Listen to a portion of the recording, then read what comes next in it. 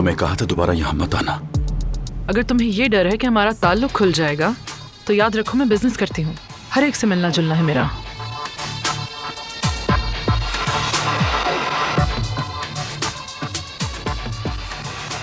मैं डरता नहीं हूं, बस पार्टनर का ध्यान रख रहा हूं। जब तक ये पार्टनरशिप बाकी है तब तक।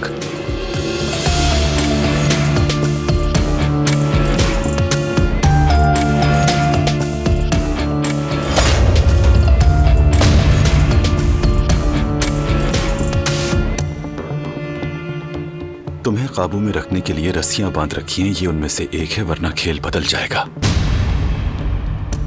अगर मेरी बात ना मानी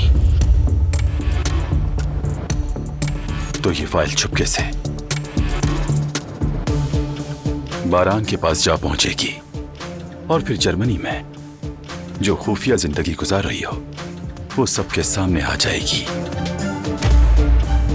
और मुझे यकीन है कि तुम हरगिज ऐसा नहीं चाहोगी। क्या छुपा रही हो जर्मनी में? हाँ, लगता है कुछ खास ही है।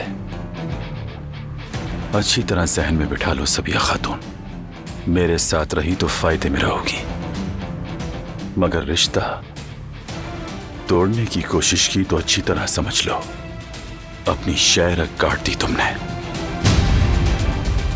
समझ आ जानी चाहिए।